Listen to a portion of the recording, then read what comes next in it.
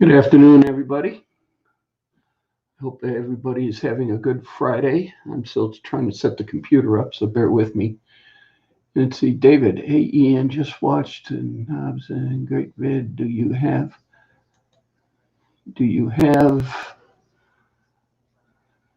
thrift shops that sell hardware? I worked at one. Dream job. Okay, cool. Uh, Probably be solo today. I don't know. I put the link in. I'll pop it in again. Let's see.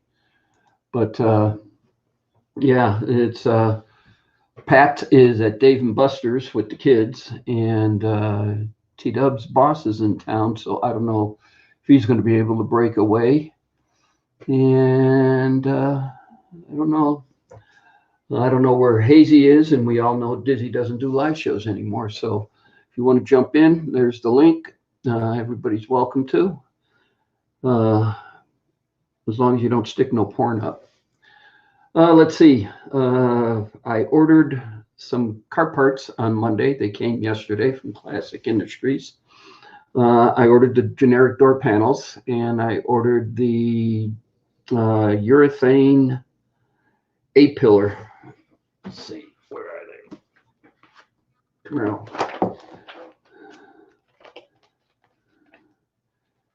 Before I could turn right to the page, and I know right where it was at. And now that I got everybody on seat belts, come on, seats. No, come on, it's back. That I won't be able to find them, but they're molded out of urethane. I thought they'd be metal, but they're not, which was really shocking or surprising, to say the least. And yeah, I can't find them, so I'm not gonna.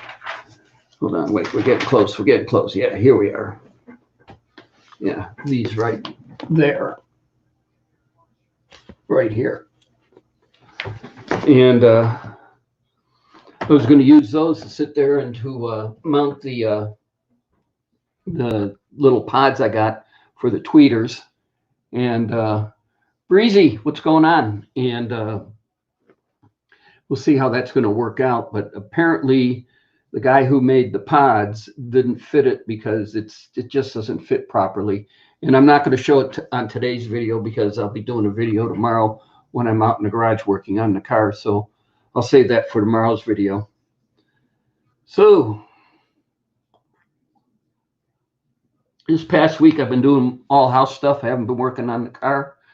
Monday I ordered the car parts, like I said. They came yesterday, but I finished changing the oil on the compressor and got that done. And the new air filter came in, and so we got that all wrapped up. Started on the looking at the compressor room, finishing the caulking on that because I'm going to have to prime it and paint it, and I plan on doing that here in the next couple of weeks. Also getting ready to plan the trip to Dallas in the end of June and to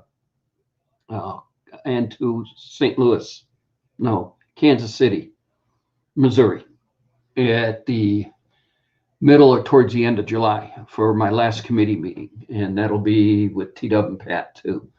So because Pat's my alternate on the committee and T-Dub is also a member of the committee, so this will be my last one. I'll talk to the NFPA liaison and get his business card, and then I'll write up my letter and submit it to him, which will recommend Pat to take my seat on the committee. So that's pretty much what we did. Let's see, I got rid of killing weeds because they're starting to grow. We had rain like crazy last weekend on Saturday. It rained pretty much on and off all day Saturday, and then Saturday night, Sunday morning, it went really crazy. And so now all the weeds are starting to pop up. So down the rubber gloves, down the mask, and got out the jug of Roundup and started spraying the snots out of the weeds and getting rid of those. So like I said, this week has been mostly house stuff. The weekend will be tomorrow will be back on the car, and I will do a video on that.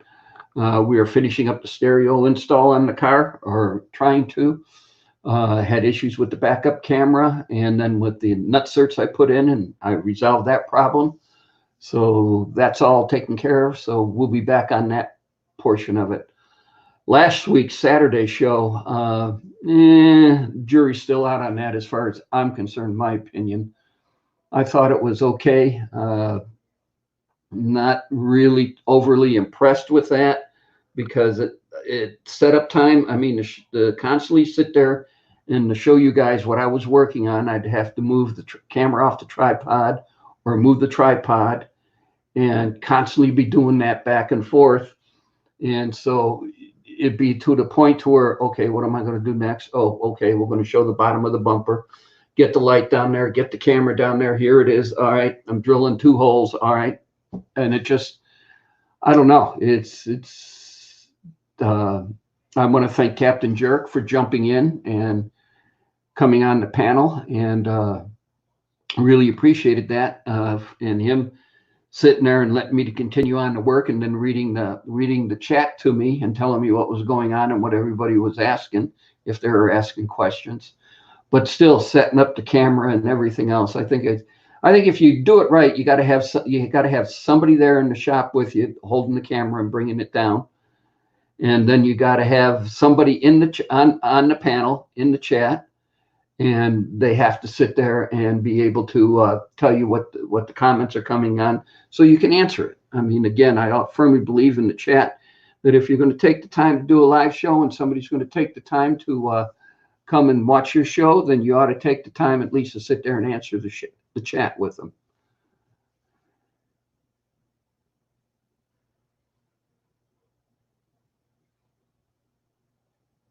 Is that Dave? Okay, so David says, Tom, you might want to see what Go Kart Gone Fishing does. His stream on Wednesday nights. Okay. Is that his handle right there, David? Was Go Kart Gone Fishing? Is that all the handle and the spaces in there? Because lately when people give me handles, I can't find them.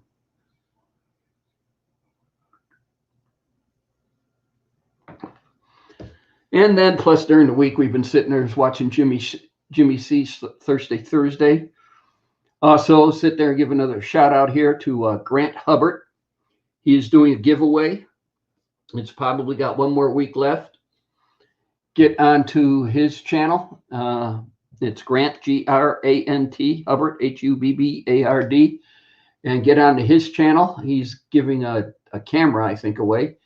And look for the giveaway video and get on there and tell him that you want in, and join his channel. He's a pretty entertaining fellow, and see if you can win the camera. So, oh man, we got beautiful weather. We're in the low 70s today, clear and sunny. I don't know if you can see it, because that window's awfully tinted. So, and that's the back patio.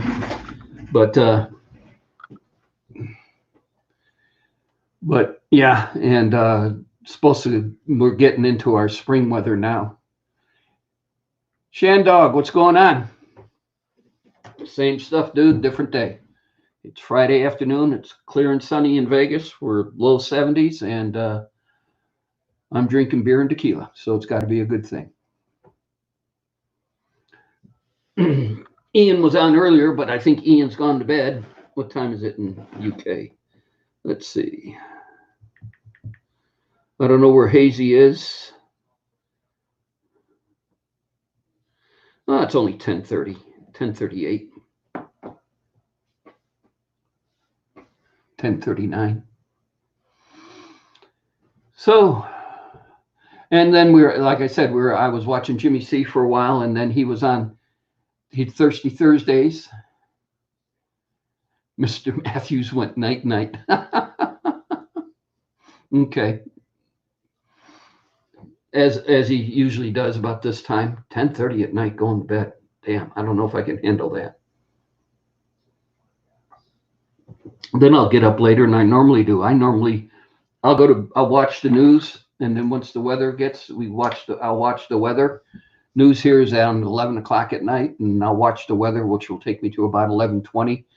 And the last portion of the news is sports, and I really won't, unless it's been a power-packed weekend of sports. I usually don't watch it, and I'll go up to bed, and then I'll get up around 5:30, 5:45, and it's like clockwork every morning. And I don't know if I went to bed. If I went to bed around 10:30, I'd probably be getting up at 4:30 in the morning, and I couldn't handle that. It's still dark out. I mean, at least now at 5:30, the sun's starting to come up. Yeah. So, yeah, I'm wearing my Southwest Rod and Custom shirt. Pete, that is a YouTuber. He has a shop down in Dallas, Texas, and it's he puts out how-to videos, and he's getting ready to move to Moab, Utah. So tune in to Pete, SNW Southwest SW Rod and Custom, SWRNC, I think. Yeah. Oh, excuse me. And tune into there and see Pete.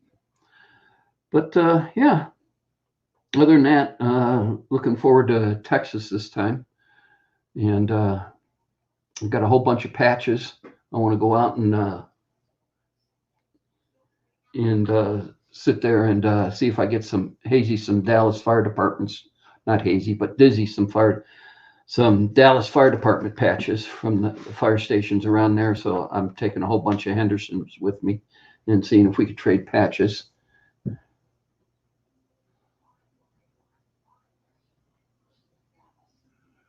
Yeah, well, lately the news just tells you what they want you to hear. I don't think I'm beginning to really question the truthfulness and half the crap that they put on,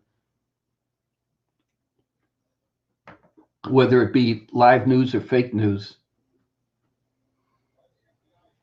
Is that Go Kart Gone Fishing's link there, David? And so, yeah, so I just question it. So basically, I'm into the local news to see what's going on. Shandog, you did run into Dizzy at a fire? Cool. All right. I'll have to cut and paste that someplace else so I can keep it. But yeah. But the news, yeah, it's sit there and it's, and now we're getting into the election year. So now your phone's going to start ringing off the hook of everybody wanting to know either your opinion on or who you're going to vote for, or whatever this is going to be, or whatever that's going to be. And just sitting there constantly, well, it's none of your freaking business of who I'm going to vote for. It's none of your freaking business what my opinion is. And if you really want my opinion, then you're going to pay me for it. And that's the way I feel. I used to get all these phone calls. This one girl was constantly sitting there, wanted our opinion on shopping, grocery shopping, what stores we think in the Las Vegas Valley is this and that and everything else. And I finally got fed up with her. And parental guidance here for everybody, if you got a young kid listening. But she called one time, and I sat there and I asked, hello, and she goes, yes, I'd like to sit there and do a survey with you, Mr. Noble. Can you answer? You got the time to answer a few questions? And I said, yes, as long as you answer. I got a question to ask you, and you answer. And if you answer my question first, then I'll answer yours. And she said, sure, go right ahead. And so I asked her if she spit or swallowed, and the phone immediately hung up. My wife threw a pillow at me going, you didn't ask that girl that. And I go, yes, I did. And I said, and she'll never call this house again. And to this date, and this was probably a couple of years ago, I did this. And to this date, she hasn't called. So it's one way of getting rid of those pesky people who call. Let's see, I ran into Dizzy at a fire last week. David Collins said, yes, for that being the link to Go Karts Gone Fishing. A few times I have. Cool. Way to go, Shandog, and way to go, Tom. Okay. So these people are making money, okay? And this is my opinion. Again, my opinion. These people are making money by calling you and asking your opinion about something. Well, why can't I make some money too? So if you want my opinion, send me some money. Once I get it and your check clears the bank, Call me up and I'll give you my opinion. Until then, don't call. I can't stand knocking on my door, leaving pamphlets stuck in decorations outside. I got a sign on my door. There's a security door in the front of my house, and I got a sign on it that says no soliciting. And I'll get somebody knocking on my door. I usually ask them their thoughts on oil. and I'll get knocking. It says no soliciting, and I'll get knocking on my door, and I'll open the door and I'll ask them. And I'll go, excuse me, are you the owner of the house? And I won't open the security door so they can't see me. And I'll sit there and I'll go, yeah. And they'll go, well, we want to know if you'd be interested. I said, well, apparently you sound like you're a highly educated individual. Johnny Five, what's going on? And they'll go, yeah. And I go, well, then apparently you can't fucking read what's on my door. And they look up and they go, no soliciting. And I go, do you know what that means? Do I have to get Webster's dictionary out for you? And they usually leave. Jehovah's Witnesses, I get really kick out of them because I keep asking them if there was a big, there was a big show, a news blurb, 2-hour one on those folks on how they're protecting child molesters in their little religion. And they won't turn their files over to the FBI or anybody else. And they're just protecting all the guys who are molesting these young girls. And I ask them, sit there, and if it's usually a girl, I ask her, I said, were you molested in your while going to church and all that? And they'll promptly walk away because they sit there and, well, hey, inquiry minds want to know, and I want to know. Let's see. Johnny Five is here. Windows.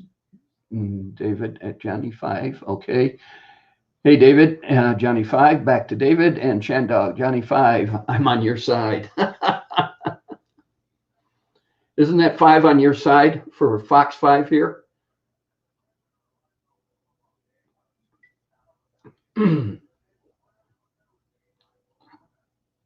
So, anyway, let's see. We'll pop the link in here again. So, yeah, it's my honest opinion is if you're going to make money off of my opinion, then I want to make a chunk of change too. So you better sit there. It's Fox 8 here, Fox 5 here, and so I want to make a chunk of change on that too. Actually, Fox 5 used to be Johnny Carson's channel here in Las Vegas. It was 5. It wasn't Fox. It was Carson Broadcasting Network. And then when Carson was getting out and getting ready to retire, he was selling all his stuff, and he turned around and sold it to Fox. Oh, excuse me. And so now it's Fox 5. But I remember going down in the Henderson and seeing where his little building was. And remember, but it used to have great movies on. Johnny definitely had him doing some good movies. Crashing in a minute, Tom. Had a stressful day looking forward to a lie-in. Okay, a lie-in or a lay-in. Looking forward to crashing your head on the pillow. There you go. There you go, Johnny. Here's to you.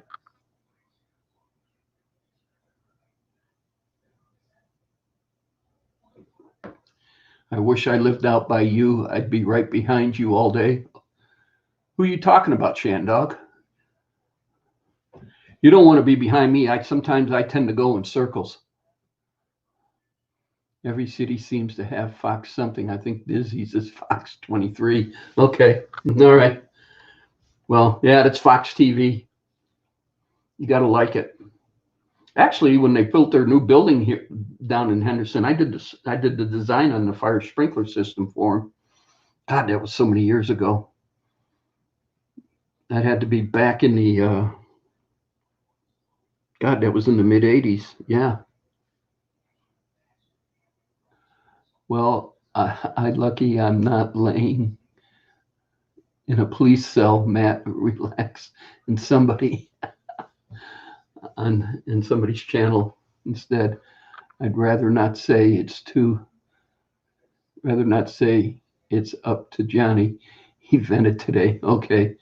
Was on my way to sort something out. Okay. So, other than that, life is good. Monica. Hey, we are missing some thumbs up. I'm at work as usual. Happy Friday. Happy Friday, Monica. Missed you on Jimmy C's on Thursday, but then I was only on for a little bit and had to go, and then I came back and spent the latter part of the evening with him once news was over. So the link's in the chat here. I'll give it again. If your boss is gone, Monica, you can join me.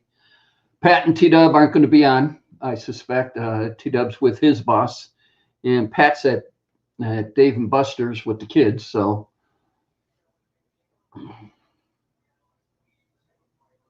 yeah, you missed the whole night. Yeah. Okay. Fox is all funded on junk bonds. They were the broke first 10 years. The Simpsons saved them. Yeah, The Simpsons and Married with Children and a few other Suplex City and a few other. Somebody's been watching too much WWE and a few other shows along those lines. I love Married with Children.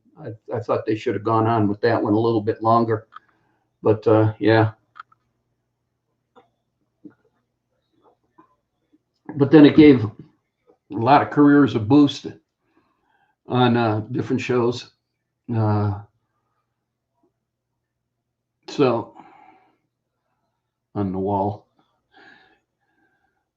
Married with Children is one I could think of the name for. Yeah. Married with Children was always, we were on, back when that was going prime time, we were on a bowling league on Sunday nights. It started at 6 o'clock, and Married with Children didn't come on until 9 locally. And wife and I. And so we get done bowling, it'd be usually about 8:30. And I was good friends with the bartender up there at the bowling alley. And I tell Tom, I sat there and I said, give me a beer and a shot of tequila and turn it to Channel 5.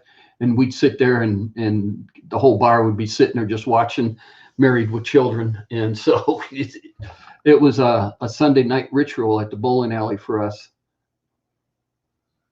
to watch that show. It was great. I mean, some of the stuff those guys thought of. And then what was it? The other one was All in the Family, Archie Bunker, and some of that was really unique.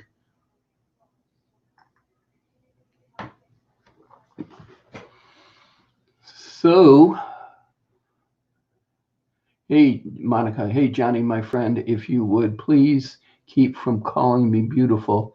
I want to be respectful to my boyfriend now. Thank you so much. Okay. So, Monica, you don't want to be called beautiful anymore? Just your boyfriend can call you beautiful? No, Tim the Toolman Taylor was Home Improvement, and that was ABC, Disney. That's why he does so many Disney movies, is because ABC and ESPN are both owned by Disney. And so Home Improvement, which Tim the Toolman Taylor, that was more ABC, and so yeah. But then that's Disney, and that's why he does what was those Santa Claus movies that Tim did, and a few others. They were mostly Disney flicks. It's just a respect thing now, Tom. I wouldn't want women calling him handsome. So okay, I understand. I understand completely. So out of respect, we will not call Monica beautiful no more. We'll just call her good looking. How's that? I'm really good, but super busy for work. Shandog, how's okay? And so, yeah, so no more calling Monica beautiful. We will just call her good looking. Nickname, hashtag good looking Monica.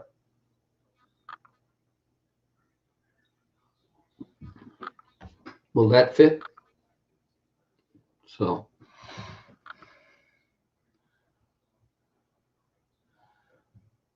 Oh, now she's laughing and telling me to stop. Well, I'm just trying to be honest here. Come on. So we just want to correct and be politically correct in your world, Monica. So we won't call you beautiful. We just call you good looking. And if he gets offended with that, we'll come up with another hashtag for you. So definitely don't want to jeopardize you with your new boyfriend.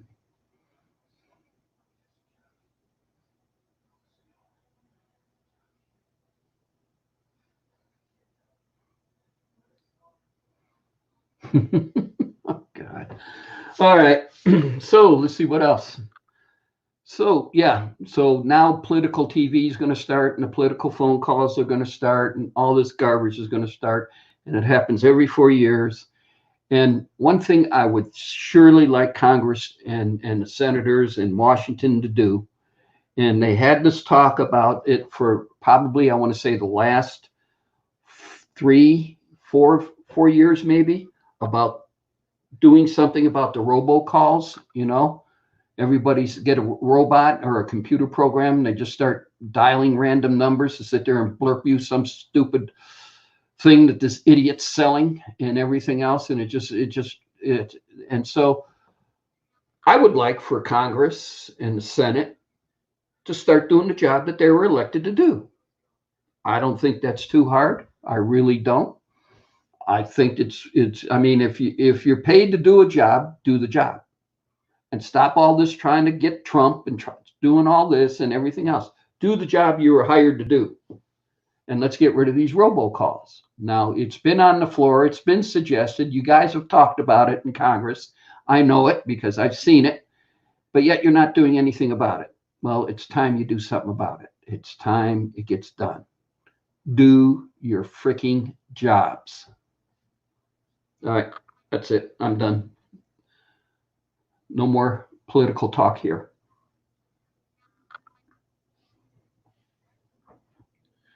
See, David Collins, Monica, you don't know how happy I am for you. I think everybody's happy for Monica. She's got a boyfriend. That's cool. I really appreciate that, David. I'm 51 and finally meet just the best man for me. If you saw my stream about having some things to say, I talk about my depression and things, and I've been through. Well, everybody's been through depression. Everybody's been through the cycle of their life. And it's just, hey, I'm happy. I'm happy for you. Really, Monica, I am. Nancy and I, Sunday, March 1st, are celebrating 45 years of marriage together. We looked at each other the other night and says, it's 45 years already? And I go, yeah. And she goes, where the frick is time gone? And Nancy's really good at dropping the F-bombs, but she didn't say frick. So, but yeah. And as we looked at each other, well, we got a son that's in his 40s, Nance. So, come on. And so we just sat there and he says, nah, he says, it's when you're having fun, time flies. And that's basically what it is. So let's see, he has really helped me and loves me with all my flaws. Really good for me, or really God for me, good for you. Yeah. So, yeah. So I'm happy when somebody finds somebody. I mean, I think it's great. I found somebody 45. Well, actually, it's been about 48 years ago. But yeah, because there was a stint. I was in the Air Force. We got engaged, and then Uncle Sam decided to separate us and see if love would last, and sent me a year overseas to Thailand during that little thing they call the Vietnam War. And then while I was there, letters were constantly, God, I'd start a letter and I would finish it and I'd mail it to her. And then the following day I'd start another letter and write it. I never wrote so many frickin' letters in my entire life than the year I spent in Thailand. But yeah, and then we got back from Thailand. Some issues happened with me over there. I won't go into them. And we just sat there and took some time. I came from, landed at Travis Air Force Base, San Francisco International, another airport I'll never go to ever again, and then down to Vegas. And then I had 30 days leave before I had to report to MacDill in Tampa, Florida. And so we sat there and I spent the first 15 of it here with her in Vegas. and my van and all my whole baggage, that's what Air Force calls your luggage, and all my whole baggage and everything was sent to my parents' house in Northbrook. So, and I was driving a 72 Ford van at the time, and it was all decked out inside, it's, it's, the girl wagon on wheels type thing. And so sat there, and I had to go back and pick that up and get it running. And so after 15 days, I went there and then went down to MacDill and spent a couple of months down there. And she came in and we sat and talked, and we decided on March 1st, 1975.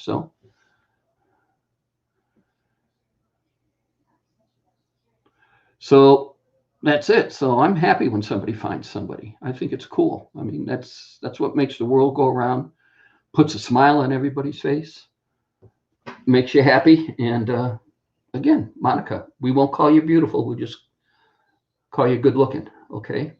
Or can we change it just to one word and say gorgeous? I mean, trying to help some guys out here.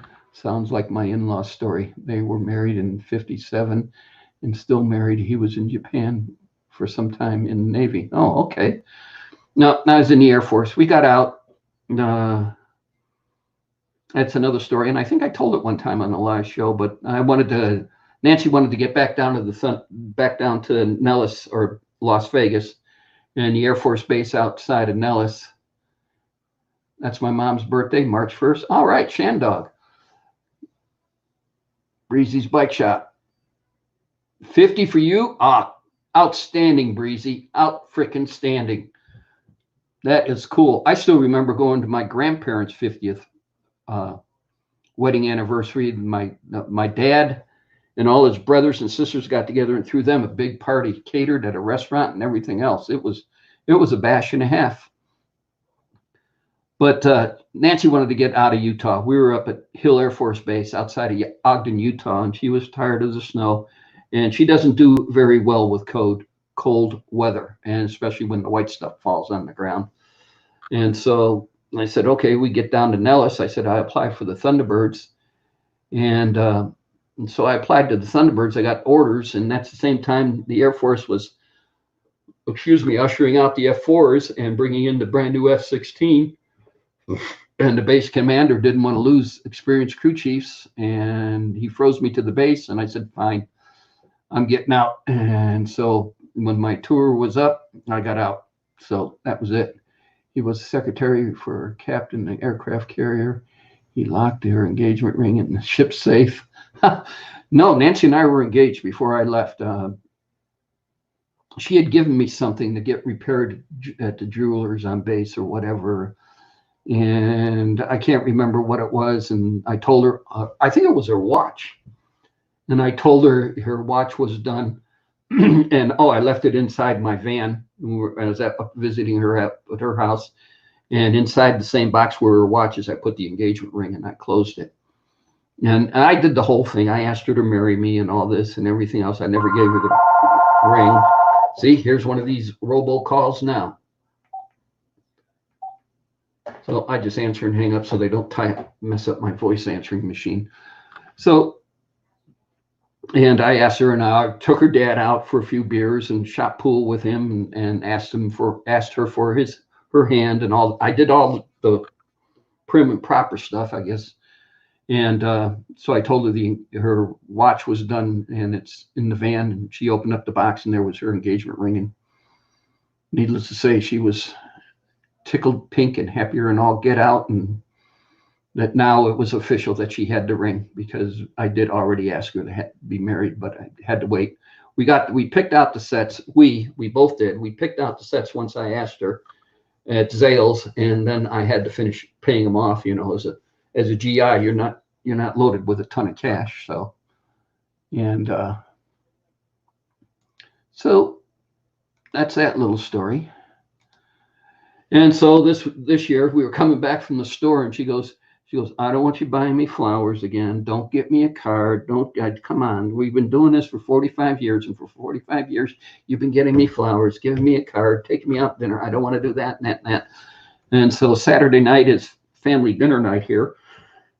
and Pat and his crew come up. So we're doing steak and baked potatoes and lemon meringue pie for dessert and all that good stuff for our anniversary.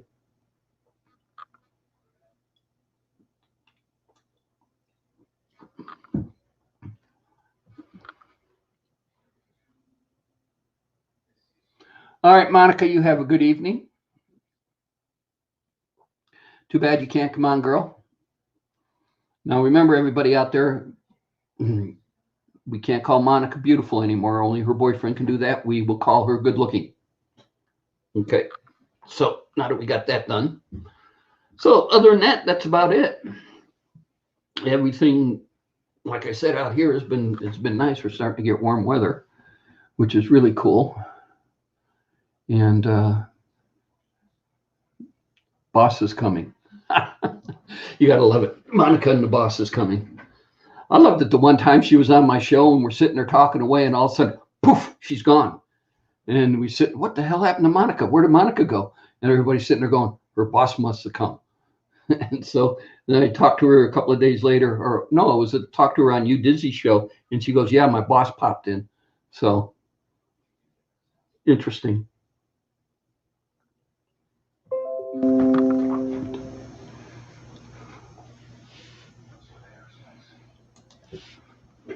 Yeah, Kenny's back. I see, did a show last Sunday. You know how everybody likes to sit there back when you were a kid and you got up Saturday morning to watch cartoons. And you go, my favorite cartoons on, you plop yourself down in front of the TV.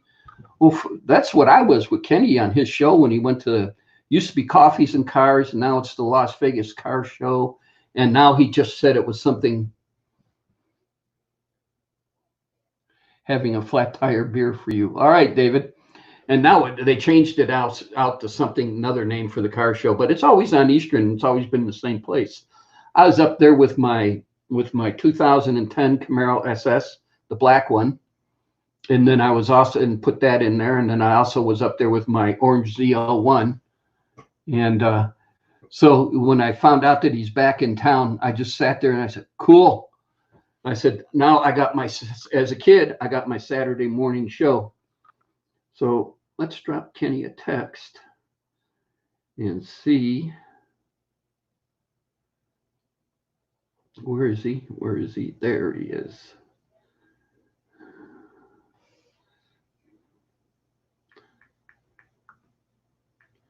Let's see, drop Kenny. I can't talk and type at the same time. It's one of those things like walking and chewing gum. You know what I mean?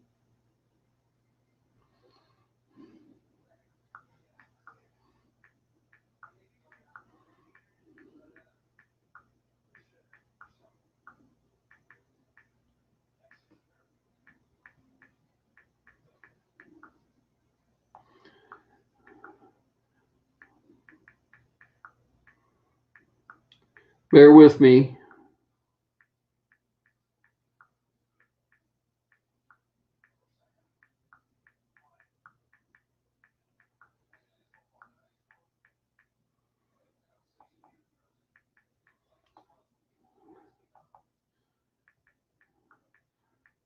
All right.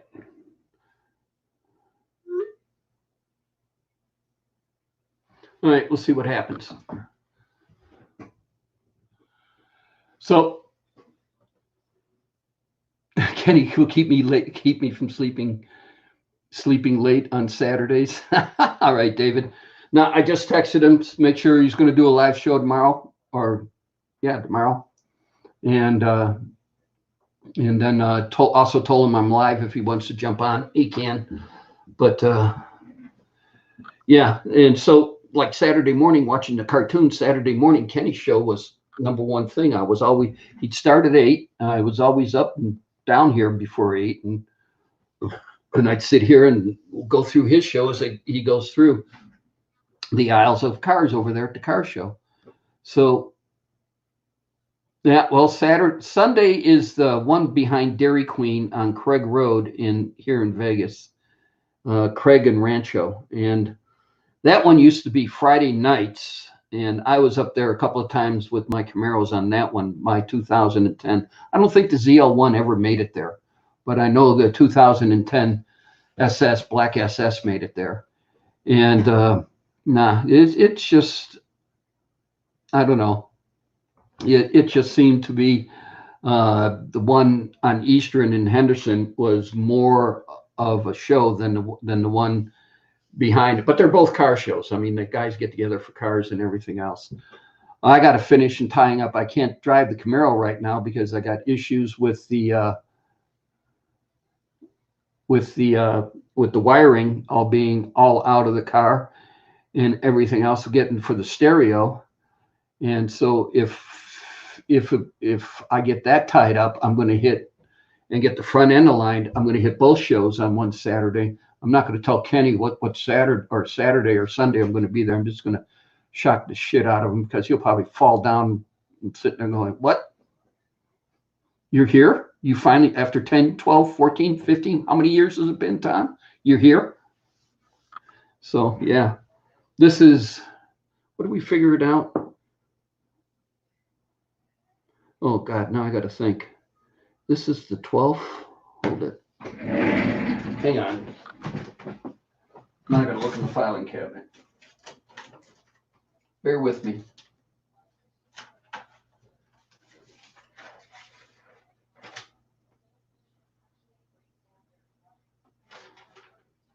Yep. We started the Camaro in 2008. This is the 12th year. I had to look at the filing cabinet and see when I started ordering all the Heights front end stuff and suspension and everything for the car, because that started the car. I had the car. God, I owned that car for, I'm thinking probably it was around 3-4 years, and it sat in the friend's driveway all that time. And then finally I called a buddy of mine who works for a towing company, and we towed it up here because I was going to drive it up here. The brakes were shot. And for sitting, so the time the master cylinder went bad, and I was going to sit there and spend money on a new master cylinder for that thing and everything else when it was all going to get torn apart. And so it got up here, I think it was in the summer of 2007. We backed it in the garage, put it up on jack stands and started tearing it apart. And I'm working out of only 2-car garage. David, my Vespa is a 2008 model. Can't believe it's been 12 years old and it still runs. There you go. And pulled it in, backed it in the, got it pushed in the garage and jacked up on jack stands and everything. We started stripping it. But the first parts I ordered was back in 2008. And once I got them, and then through powder coating and everything else, we had already prepped the car. That's when it started, was in 2008. So yeah, it's been 12 years. Anthony, Redneck Way of Life, what's going on? Cheers, brother.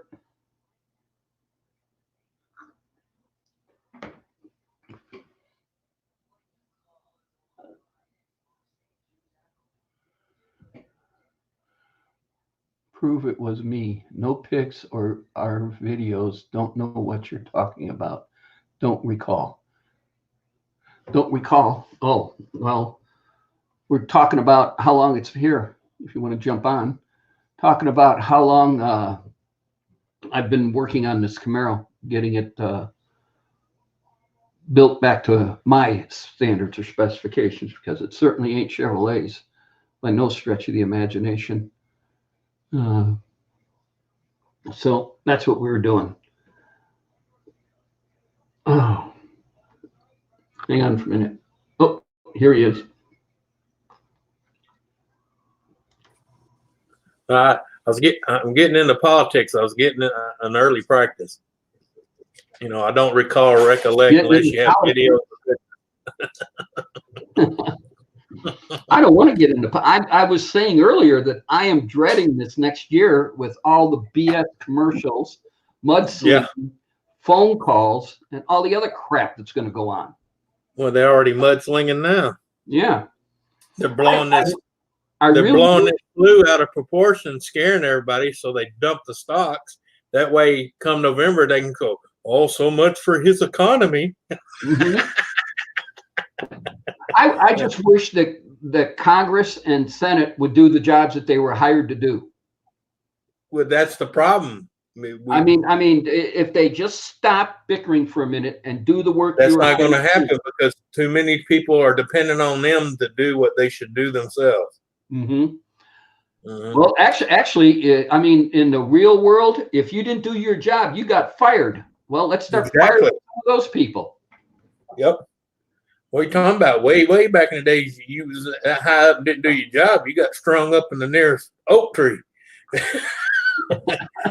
Yeah, especially down where you live. Yeah. Or shot in the state capitol like Huey P. Long was. Yep.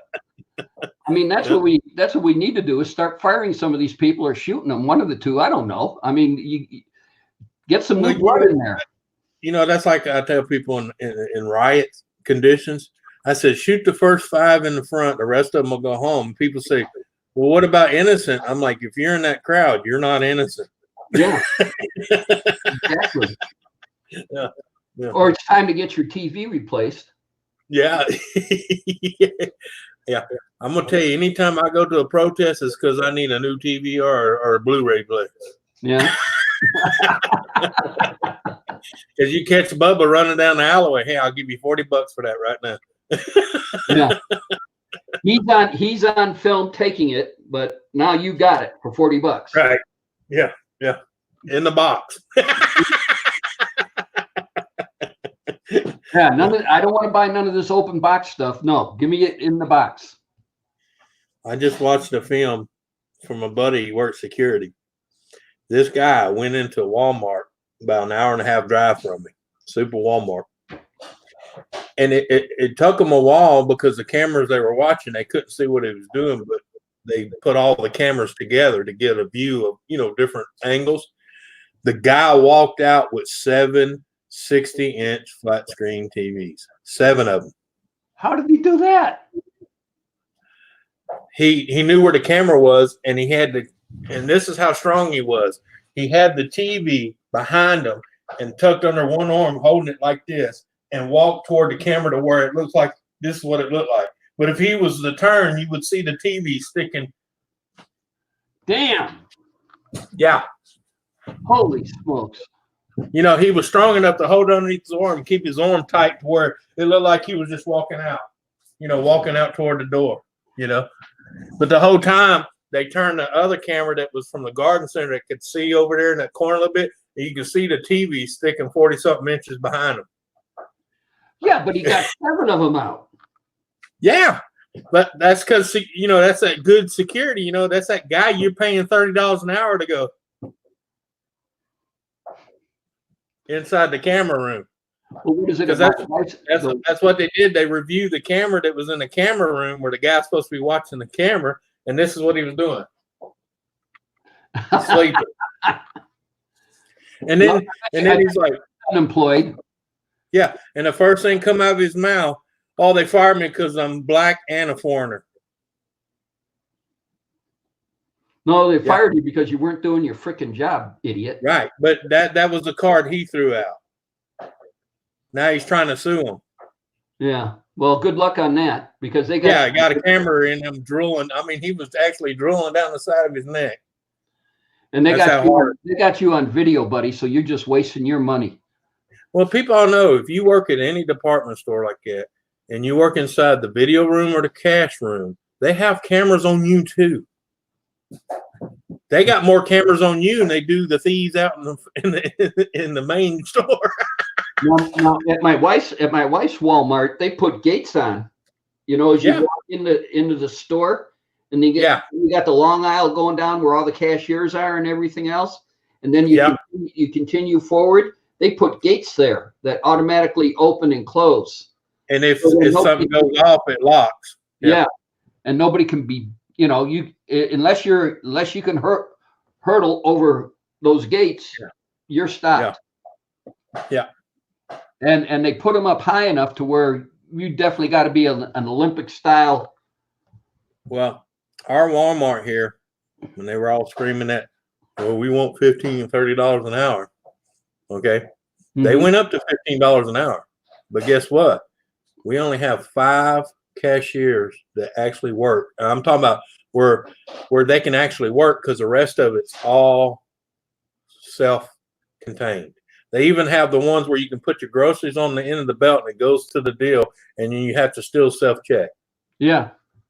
And then, like when you go to pick up packages, it's a tower. It looks like something out of 2000 Odyssey 2001, you know.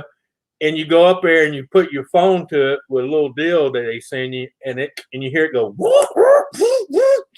Here's your shit. Yeah. It's not even human. Thing. Yeah. Yeah. Yeah. 88 Katana, what's going on, brother? Yeah. But I was like, I was telling them all at the last little town deal. I said, hey, how's that $15 an hour working out for you? When half of them lost the job. They don't realize, they go pay the $15 or $30 an hour, but they're going to fire half of your coworkers so they can pay you that $15 or $30 an hour. They're gonna make the books balance one way or the other. Whether some of you stay and some of you go, the books are still gonna balance. You might get your $15 an hour, but the two friends you were working with last week, they're gone. They're gone. Yeah. Yep. Whoever's got the lowest performance record, you're out. Mm-hmm. What is the big thing now is no show, no call. That they don't call, no call here, whatever. You do that. I don't care. I don't care what company here. You do that no show, no call, you're gone. Yeah. It's automatic. You don't even have to come in and ask, am I fired? Because you're fired. They fired people for work. And then a lot of them here have a policy. If you're going to be more than 10 minutes late, you better call. You better call. They give you a 10-minute leeway. If you're going to be more than 10 minutes, you better call somebody. Yeah. And not have your wife call. Don't do that either. Yeah. 88 Katana, 15 hours equal $5 sandwich will run you $12.50. Yeah. Yeah. Is it still snowing in Rockford? 88. I heard you guys got a hell of a lot of snow the last couple of days. My brother lives up in Haynesville, so he gives me all the information. Yeah.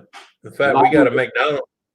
Yeah. In fact, we got a McDonald's here. It stuck a lot of those robots in there, and you just have that one person that feeds the product on one end of it. Mm-hmm. And I hate to say, I hate seeing people lose their job over a machine, but I'm going to say, I have to say the last couple of times I've been there, I actually got my order right. Yeah. Oh, wait, 88. No, we missed the last round, went south of us. We didn't get snow. Okay, cool. Now, what I want to do is lately here on TV, they've been showing okay, Kenny just texted me back. He's out with the family. He won't have much time. So, but they're sitting there having the quarter pounder with cheese commercials and how juicy and fresh that thing looks. I want to take that. I want to video that commercial, and then I want to go to McDonald's and get a quarter pounder with cheese, and I want to compare. Here's the video. Here's the real thing. Does it look? You can do that inside there. I've done that to Burger King. They give me a Whopper, and I open it up, and I walk up to them, and I hold it up against the picture that's on the deal, and I said, "Does something look wrong right there?" What did they do? And she said, well, they blow up the image to make it look better. And I said, well, then stop it, because to me, that's false advertisement. And back in the days, you could scream false advertisement, and they had to make it good, Yeah. Well, you can keep doing it until somebody with deep pockets will sit there and sue them for it. Right. And like I say, deep pockets. Well, that's like the lady tried to say, well, it's because you was a kid. I remember the Whopper used to be a lot bigger. And now it's about the size of when I was a kid. It's about the size of the Junior Whopper. And now they have this little micro burger they call the Junior Whopper. Yeah. It's a little bit bigger than a slider. Yeah. Yeah. Yeah. They shrunk it down and that like, oh, well, it's just because you're bigger and your hands are bigger. And I'm like, no, lady. Because I remember when I was a kid, I would eat 2 Whoppers and I was full. Now I have to eat 4 of them.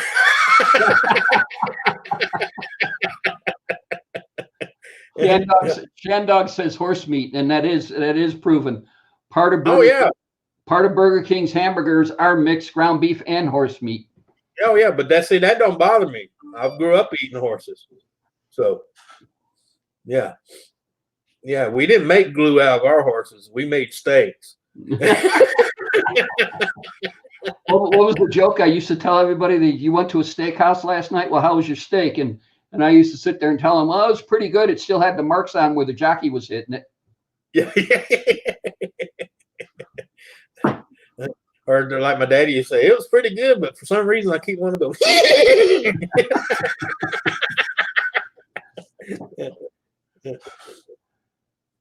go. David says, never understood sliders. They are too small. Even Subway had it. Well, actually, White Castle was great if you were out drinking and you go back in the Midwest. Where I grew up, it's the same thing, but it was Crystals. Crystals, yeah. Well, I was down in Florida. They had Crystals down in Florida. But it was great. That's where I was at. I was in Leesburg, Florida. Yeah. And you were out drinking and everything else, and you sit there, and before you went home, you stopped in at Crystals or White Castle, got you a six pack and a Coke. Oh, what are you talking about? I walk out with a crave case. I go home with 35 of them little boogers. Well, here, Anthony, I'm going to make you big, and you can run the show for a minute. I got to go get a okay. All right. No beverage. Yeah. But I remember that, man. When I was younger, it was either Crystals, White Castle, or Taco Bell.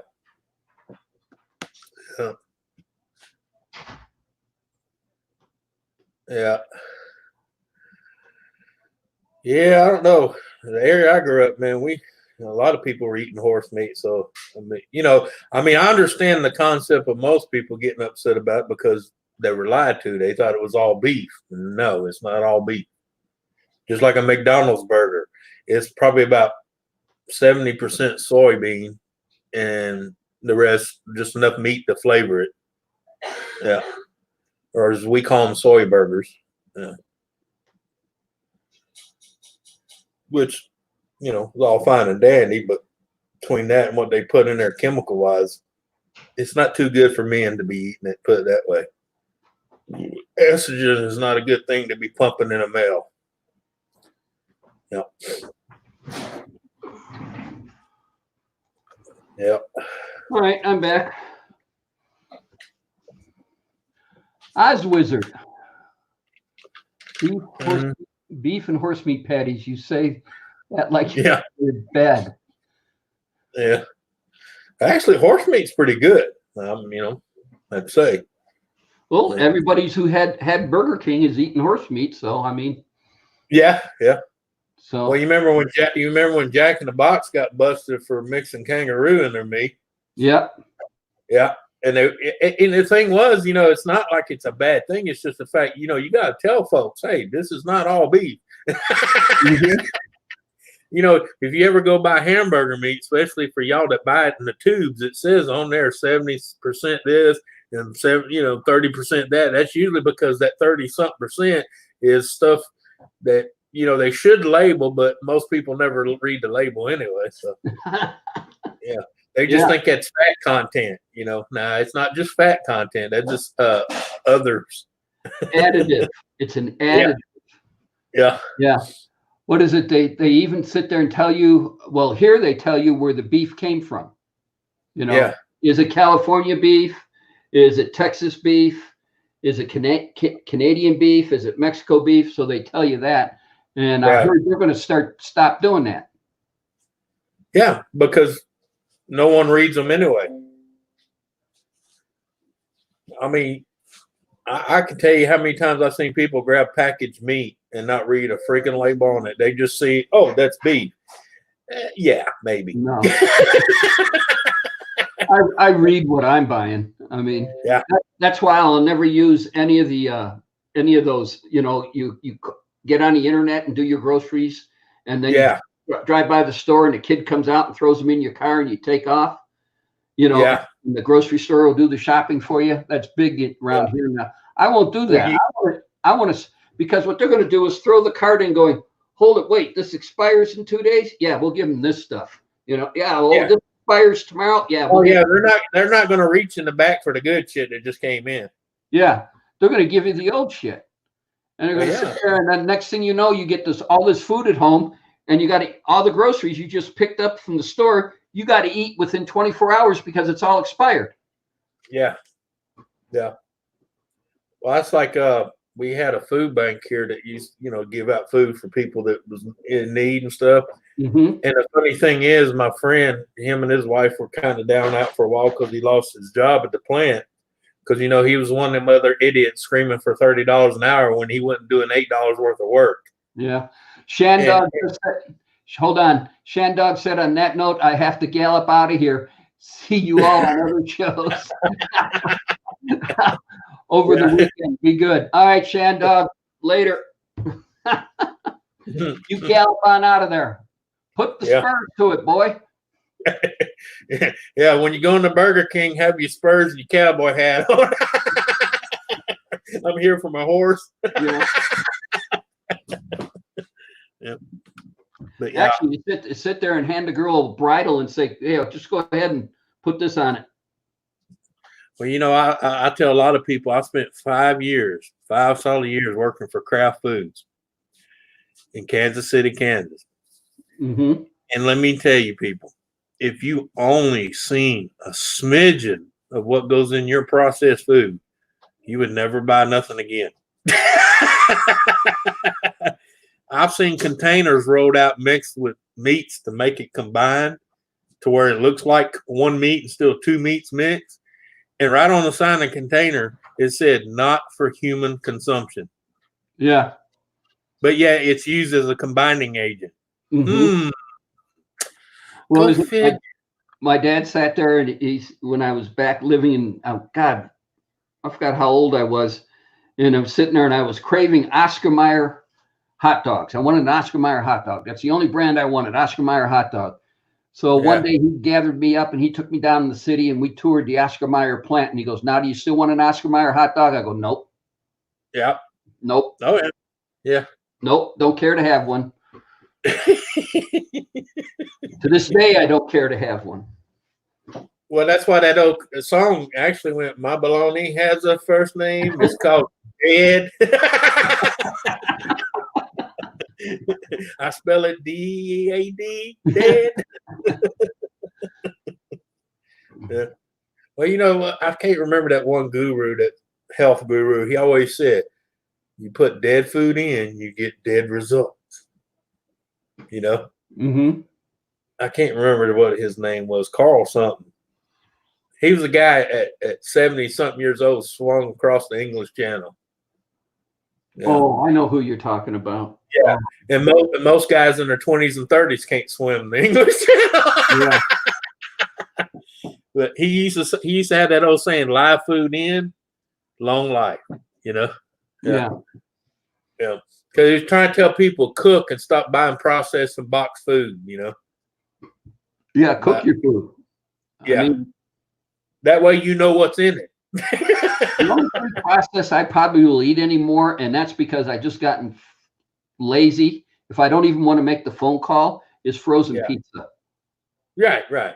Yeah, but at least the pizza, pretty much you know what's on it as far as the basic ingredients. Yeah, and that's probably it. Any other processed food, we've even the Kraft macaroni and cheese, the cheesiest we've even stopped that. Yeah. That's like my kids, when they wanted mac and cheese, you know what I did? I bought elbow macaroni because I can't make my own macaroni. I'm just lazy. Mm-hmm. And I boil that down, and then I go buy some freaking actual cheese, melt it down myself, pour it in there, and stir it up, and then say, "Here's your mac and cheese." Well, yeah, my wife has an awesome recipe for macaroni and cheese. So when my boys were growing up, we'd sit there, and every kid had Kraft macaroni and cheese. I mean, because it was quick and fast. Yeah. So one night my wife sat there and she made her mac and cheese, And those Yep. and this now we're talking homemade mac and cheese, no processed box food, homemade mac and those two boys pushed it away, going, "Oh, I don't like this," Hmm. because Because they were so brainwashed because it didn't have Kraft on it. You know, well, that I told Nancy next time she makes it, sit there and put a little more yellow food dye in it so it turns yellow like the stuff comes out of the box, and then right. take the box and empty it in the trash and just have the empty box sitting on top of the trash, and they'd look and see the empty box and know, oh, we're getting Kraft macaroni and cheese tonight. Well, yeah. Well, you know, that's people. They put so much flavor enhancers in there. It just if you don't have it in there, it just don't taste right to you. Yeah. Because a lot of people don't even know what real food tastes like anymore because it's so processed and full of flavor enhancers and additives that when you eat it like it's supposed to be, you're like, something's wrong with this. No, that's how it's actually supposed to taste. That's called cheese, not processed cheese. That's called cheese. Oswald, send me an email and I'll send you her recipe. My email address is tanoble@cox.net. Send me an email and return email will be her recipe for mac and cheese if you want it. Oh yeah, like Dave was talking about slaughtering a cow because we do that here. My uncles have cows, so you know what? I actually one time my uncle was slaughtering a cow, and I got a couple of roasts and some steaks off of it to bring to a friend of mine because I knew they were kind of doing without. And when I brought it to him, his wife opened it up and goes, "Ooh, this meat's rotted." And I'm like, "What do you mean? We just cut it this morning." She said, "But look at the color." I said, "That's the actual color of meat when the blood leaves it." Mm-hmm. I said, "The only reason the meat in the store looks like it does because they pump red dye into it." Yeah. Yeah. Everybody thinks I said, yeah, they put red in it because if it was reddish and gray like that, you go, oh, just like you're doing now. Mm-hmm. Yeah. I said, when you cut a cow, an animal, when the blood bleeds out of the muscle, it goes gray. That's it. It's not bad. It's just there's no more blood left in it. Right. The blood drained out. Yeah. I said, yeah, there was I used to know a pig farm up in Wisconsin that made their own bratwurst after they'd slaughter they would kill a pig, and then and most of it would go into sausages, either bratwurst, Italians, whatever. And we used to get the bratwurst from there, and those were the best tasting bratwurst and sausages that you ever. Oh, well, yeah, because it's pure, untainted. Yeah. Mm-hmm. And so before they put all that process and flavor enhancer crap into it. Yeah. That's why I was having my brother go up there, and he'd sit there and he'd get a couple of pounds of bratwurst for me, freeze it, put it in a box with dry ice, and ship it to me. Yeah. I used to take people when I worked at Lake Charles Poultry, because believe it or not, the chickens, before they got packaged, went down a line, and this guy's one job, he had this hose that came out of this tank with a needle. He would stick it in those chickens and squirt them. It made the meat swell to make it look bigger than what it was. You know what I'm saying? You can take a 3-pound chicken and make it look like it's 5 pounds. Yeah. But the thing is, all that crap that's in there making that meat and all that swell up is, because it's acceptable levels, but every bit of it says not for human consumption. Mm-hmm. The thing I want to know is how much kickback is the FDA people getting? Oh, they have to be, because there's no way they'd allow that. Exactly. Yeah. Because back in the day they wouldn't allow it. I mean, now they're allowing it because they're getting kickbacks. They're getting bribes. I mean, think about it. Everybody here knows strychnine is poisonous as shit to you. Are you going to take it and sprinkle it on your cereal a little bit every morning, even though that little bit may not kill you, but it's going to make you sick? I don't see people taking rat poison in the morning going, no, just a little bit won't hurt, Yeah. Hold on. Yeah. Sorry, Mr. Newton didn't have a pen ready. Yeah. Oh, yeah. You definitely got to age fresh meat, but I'm just saying, people used to having that red dye pumped in it to make it look pretty in the package, There you go, Oz Wizard. Now you can get it. Yeah. And Mr. Noble is in an urn on top of my fireplace. I'm Tom. Yeah. But I'm like you. You know how many times I wish I wouldn't, if they didn't have so many cameras and crap, how many times I would have went through there with a camera and recorded some of that shit. Yeah. But they make sure they check you coming in and coming out for phones, cameras, and everything. They even check your lunchbox. Ladies' purses get dumped out. They looking for any device. I've seen them actually open lipstick and roll it all the way out to make sure it wasn't a hidden camera. Damn. Yep.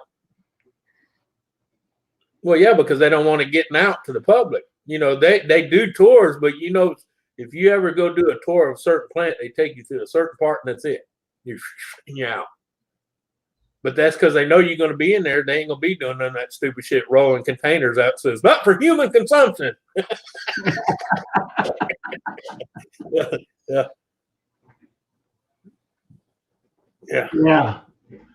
The food industry. Actually, yeah. And actually, the fast food industry is probably the one that sat there and drug everything down in the first place. Yeah. Well, that too, and you know, over the years, I know I say this quite a bit, and it pisses people off. You know, back in the day, we had a little bit better population control. Yeah. What was it when Arby's first opened? My dad took me there, and I sat down and sit there and had. I mean, that's when you could sit there and it looked like a real roast beef on the spigot that they were sitting there cooking, slicing on and everything else. And then they sat there and they took the buns and it was really sitting there rotating it on a juicy butter bun and everything. And you sit there and you turn around and they put the sandwich together and you really had something there. And now you turn around and you go to Arby's and you sit there and take a look and you go, okay, this is processed roast beef. Yeah. All right, and the bun looks like it's, you know, okay, yeah, right, you know. Yeah. So I remember as a kid watching a guy sit there and he'd sit there standing up spinning and he'd be slicing the sides off of it, you know. Mm-hmm. Now it comes, like you said, in a tube where it's all mashed together and processed. Yeah. And they just slice it thin. And they slice it thin, pile it on your sandwich and go, here you go. Yeah. Here's your fresh roast beef. No, that's not fresh roast beef. It ain't fresh. I remember when they still had the ovens up in the wall and put on the center little brick wall where they would open it and there'd be a couple of those, you know, actual real roast beef rotating in there cooking. Yeah, it was actually real food. Yeah, it was roast. It was an actual roast in there. Now it's like you said, it's all processed tube. They stick it in a little deal, nuke it, heat it up, slice it thin, put it on a bread that's not even baked in the store no more. Yeah. I remember that when they were just like Subway. They baked their bread in the store. Well, yeah. Well, Subway, the only good thing about Subway is they bake their bread fresh. Everything else you can do it. Yeah. Everything else is processed in a plant in the Midwest and then shipped to the stores. Right. So all the lettuce, all that's cut up in bags and stuff. Yeah. Where's the freshness there? Okay, you know, it's like you sit there and the first time I walked in the Subway and I sit there and I go, okay. And she goes, what do you want? And I go, ham and Swiss on white. And she looks and she goes, and she starts putting a sandwich together. And I go, well, where's your meat slicer? And she goes, what do you mean? I said, well, you're fresh. Where's your meat slicer? And she goes, no, it's right here. It's all pre-sliced. And that ain't fresh. Thank you. Bye. I'm out of here. And walked out. Yeah. No, if you're going to say you're fresh, you better be fresh. They used to have a slicer in there. They used to have slicers. The first Subways up in New York, when you went to them, they had the deals and they'd sit there and you know. Yeah. Not now. So now if I well, actually all the sandwich shops now it's not fresh anymore. It's all pre-sliced except for what's the other one? Porta Subs. Porta Subs slices it and cook in front of you, but it's all processed meat anyway. Yeah. Yeah, but like I said, it's still processed meat, but at least they cut it in front of you. Yeah. But but they cut it in front of you to give that illusion that it's fresh. Yeah. Yeah. You know, hey, hold on, wait. Well, this came out of Army surplus. It was supposed to be used back in the Korean War, but it's still good. Yeah, yeah. It's still still got good. it's still got 5 years on the 25-year shelf life. It's got an expiration date on it of 2050, so it's still good. Yeah. It was made back in 1952, but it's still good. Hey, look, let me tell you. I tell people they like, oh, those some of them K-Rats pretty good. I said, yeah, but the thing is, you peel back a container, it's been sitting, not refrigerated, not nothing, and you open it up and it's mashed potatoes and gravy. That thing is so loaded with preservatives, it still looks like the day it did when they put it in it, and it's almost 20 years old. That can't be the best for you, okay? Yeah. What is it? David says Jersey Mike's slices it. I've never been to a Jersey Mike's, David. The best, the best subs. A Jersey Mike's are good subs. Okay, they're more expensive. I know who he's talking about, but the thing is, it's still processed meat. Yeah. Well, it's all processed meat. Yeah. Unless you're killing it and cutting it out of the animal yourself, it's processed. Mm-hmm. And unless Porta Subs or Subway or Jersey Mike's went to the pig farm north of town, picked up that ham and come slice it from the pig farm and brought it back to the store and put it on the slicer and started slicing it. Because every ham I've seen had a bone going through it.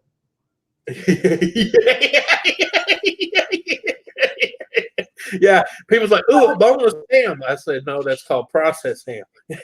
Yeah. I said, "You might as well go get you a can of Spam and pull the top because that's what you're eating." Mm-hmm. Well, Spam is really big in Hawaii. Oh, hey, I like Spam. Don't get me wrong. I'll eat a can of that right out of the can with a freaking fork. Now we'll fry it up with some mac and cheese. Oh, or eggs, or yeah. Like I said, I'm not knocking it because I eat it. I mean, but I know what's in it. You know, even though I know what's in it, I still eat it. It's something that was developed back in World War II's contribution, and the Hawaiians fell in love with it, and now it's became a taste testing. Yeah, that was good. Throw it up against the wall. If it sticks, it's done. Yeah. Well, she knows when it comes to noodles, I hate people that boil it to where it's just. No. I like, the old tradition. I like mine el dente, Just bring it to roughly just about al dente stage, pull it out, and it'll finish cooking. Right. Sitting in the strainer. Right. Exactly. Okay, wait, hold it. 88 Katana, I'm not a big Spam fan. Oh, God, listen to that. That rhymes, too. Spam fan. Yeah. Well, another thing a lot of people, potty meat. That was another military tradition there, potty meat. Ground up pigs, swords and all. Everything. It's like put the whole pig, debone it, and put the whole pig in this grinder. Yeah. Well, I tell people I see people buying like here. It's funny because you can drive 30, 40 minutes and buy them right off the boat. But they'll go in the stores here because they don't want to drive an hour, and they'll buy crab meat in a can. Well, yeah, it's actually crab meat, but the thing is they don't realize it's everything left over for when they do decrab the shell. It's the shells, the claws, the pinchers. They grind it up and squirt it in the can. It's got a little bit of crab meat in it, but it's mainly calcium shell all grounded up. Yeah. Let's see, David Collins. David Collins. I eat hot dogs. I love them, but I know what's in them. Quality Meats was a customer. Quality Meats was a customer of mine. Okay. Yeah. And I love potted meat. Yeah, potted meat's good. Oh, yeah, I love potted meat. Yeah. Yeah. And I love hot dogs too. But again, like you, I know what I'm buying when I buy them. Yeah. Yeah. And Oscar Mayer is not on the list of buying for me. No. As a young 7, 8-year-old going through that plant scared the Jesus out of me. I was afraid to eat anything. Well, you should have seen me the first 3 months I was working for Kraft Food. I'd be at somebody's house and they'd set something on the table that said Kraft on it, and they're like, well, you don't like so and so, and I'm like, no, it's not. I don't like it. It's just I know what's in that box. For a while, my brain played that, ooh, don't eat that. And I'm like, wait a minute, bro. If I keep saying, ooh, don't eat that, I'm going to starve to death. Yeah. And the other side of the coin is you sit there and go, well, I was eating it before I started work at Kraft Foods. Right. Exactly. Yeah. So, shit, that old saying, well, don't kill you, make you stronger. Yeah. Oh, yeah, I'm pretty strong. Mm-hmm. Yeah, but I'm like, I've been eating, I'm 50 something years old. I'm like, it ain't killed me yet. So why go? Yeah. Well, I'm 69 and it hasn't killed me yet. So. Yeah. Yeah. Even Oscar, I remember as a kid, that's my grandma bought Oscar hot dogs, Oscar bologna. You know what I'm talking about? It was all Oscar Mayer. Yeah. Yeah, she was like everybody else. She bought into that commercial. My bologna has a first name. Now, the only thing with Oscar Mayer is their center cut bacon in my house. So, I mean, yeah. And the other thing I've done with bologna is I've gone to the deli counter and I'll sit there and I'll have them slice me. They have garlic, they have regular bologna and then garlic bologna. Garlic bologna, yeah. And I'll have them slice me a piece of garlic bologna, roughly about an 1/8 inch, a little bit bigger than an 1/8 inch thick. And I'll slice the ends of it and I'll throw it on the grill. Well, enough to piss me off. A lot of people. And then I'll grill it and I'll throw it between a couple of hamburger buns and sit there and put some mustard on it. And that's a good sandwich. Right. Well, you know what burned me? That's why when I moved to this area where I'm at, I was glad because where I've lived before, and a lot of people don't like it, but olive loaf. Remember olive loaf? Oh, yeah. I love that crap. Even pickle loaf. I don't even mind pickle, but olive loaf is my favorite. When I first moved down here, every store had it. Now it's down to one store that still carries it. You got to be kidding me. Nope. Oh, now tomorrow or this weekend when I go to the grocery store and I go to the deli counter, now I'm going to be looking for it. I never realized that. Yeah. Look for either one. Ask them if they got pickle loaf or olive loaf, and I guarantee you, hopefully they'll say they do, but I got a feeling they'll say no, we don't care no more. Okay, yes. All right. I'll be back. All right. I gotta go taste test. Uh-oh. So if I don't make it back, you know what happened.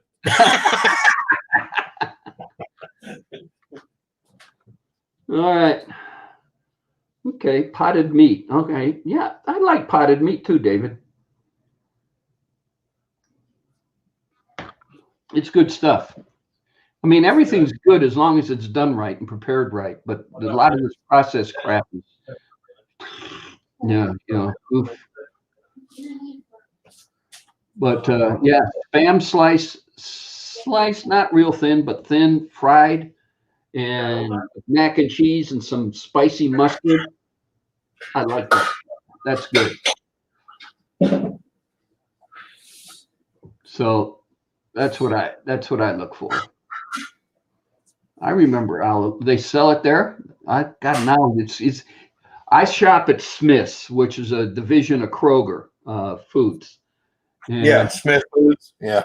Yeah, and so they're always Boar's Head is their prime deli meat.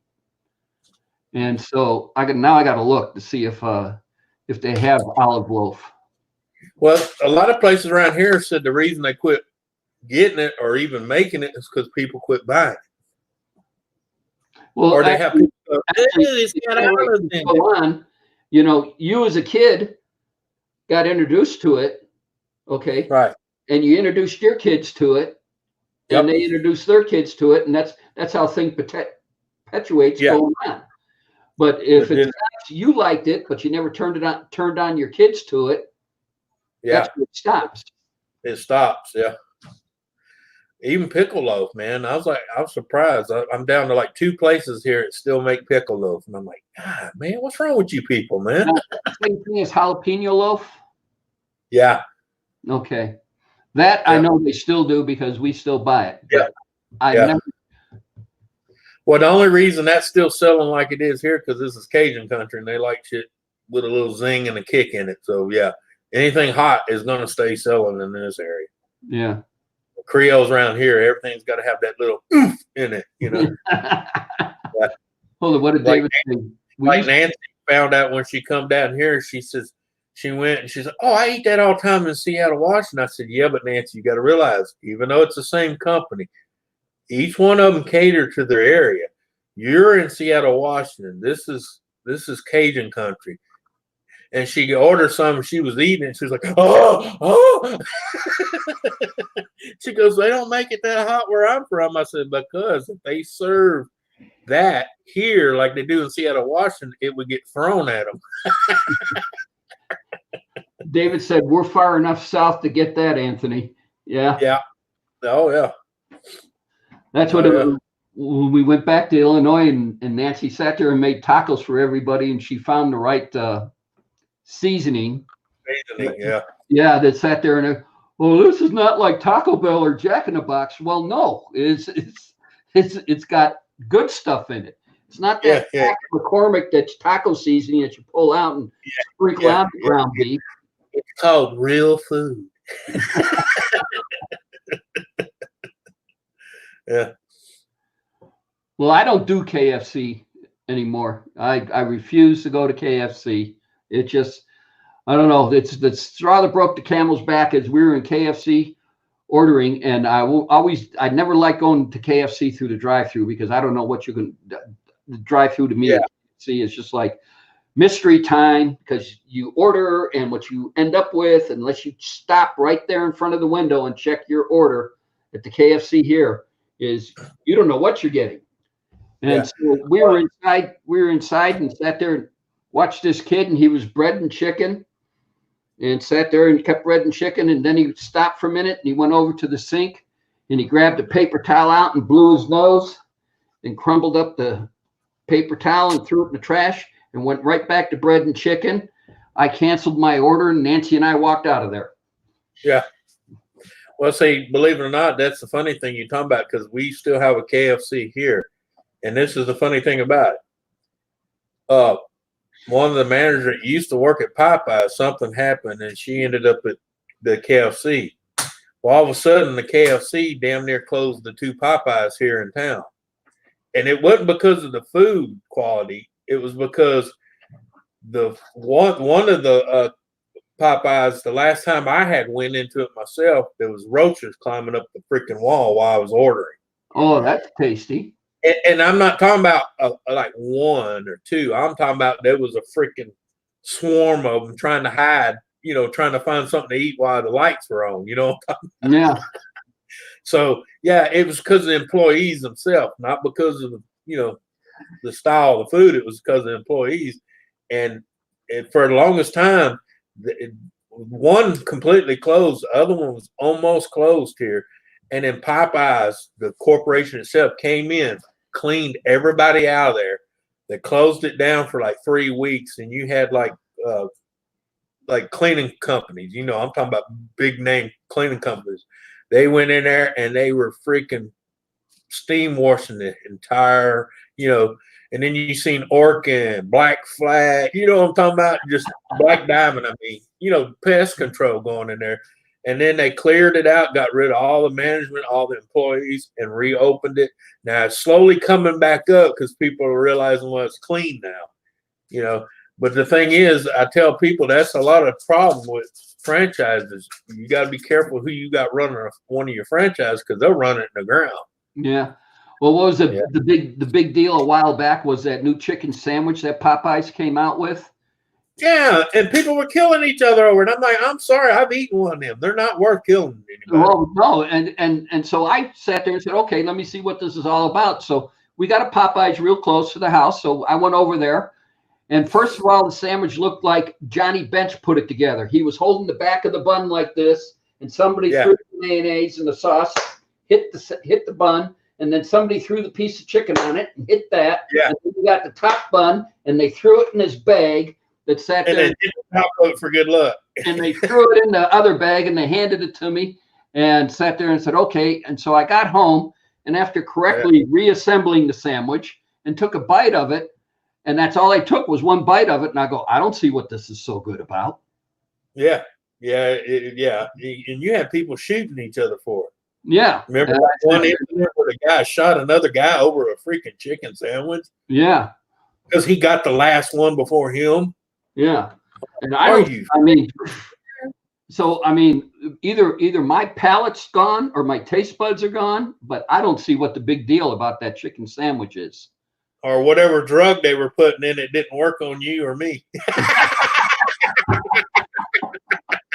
Well, no, think about it. Not all drugs do the same to certain people. Yeah, that's and true. Then, they may call it a preservative or a combiner, but it's still drugs. It's still chemicals, okay? And everybody reacts different to different chemicals. Like a medicine that might work for me won't work for you. Yeah. Yeah, it's crazy, man. Yeah. All right, that's David Collins has been. I don't either. That's KFC. David Collins says, I don't either. Tom, it's so greasy and nasty. I like Bojangles or Church's chicken. Yeah, Church's was pretty good. Yeah. We don't have a Church's here, so I don't know. Well, we got one left on 14. We don't have a Bojangles here, so I don't know either. And then David goes on to say, we just got a Popeyes. The lines here were crazy. And we had employees selling the sandwich out the back door to their friends. Okay. Well, I don't know what the big deal about that sandwich is. I really don't. I mean, because I'm tasting them and I'm like, I'm sitting there eating. I'm going, well, it'll make a turd, but I don't think I'd kill somebody for it. Yeah. I mean, maybe my taste buds have been burnt out from all the hot foods I've been eating. I don't know, but well, as I said, the chemical they put in there just ain't working on old fogies like us. Maybe our system goes, nah. Yeah. But and then plus the thing is when you sit there and you take a look, your eyes tell your stomach what's going to happen here when you look at something. Yeah. Oh, that looks good. That's going to be good. Your eyes are the first thing. So if you got a sandwich that is just thrown together, and then thrown in a bag, it's not wrapped up like a burger. It comes in a bag, and you get this bag and you pull out this sandwich that looks like, okay, what the frick happened here? Like they hired a bunch of second graders to make it. Yeah. I like my idea about Johnny Bench playing catcher with the back of the bun, and they're just throwing it all in there. Come on, put it right here. Get it home. Come on. Right here. Come on, just swing that thing right in here. You better make this glove pop. Yeah. Yeah. So no, I just no. It's I put the mayo right in the middle. You got to get it spread out. Hit it hard. Yeah. So I don't know what the big deal was about it is because to me it was nothing. I mean, it was nothing. I wouldn't. I heard about all these people beating each other, fighting in the lines, fighting in the drive-through. And I went one time when they wasn't that packed, and I said, "Hey, by any chance y'all got it?" "Oh yeah, we got some." I said, "Well, give me one." And I ate it, and I was like, and I was standing there at the counter the whole time, and I was just like, "Nah, I don't." And the woman was like, "What's wrong?" I said, "I just don't see it. All the people fighting and killing each other. I don't." And she goes, "Honey, neither do I." And this was the girl behind the counter? Yeah. Huh. Yeah. The manager, she was there. She's about 6'2", and she goes, "Honey, I don't see it either."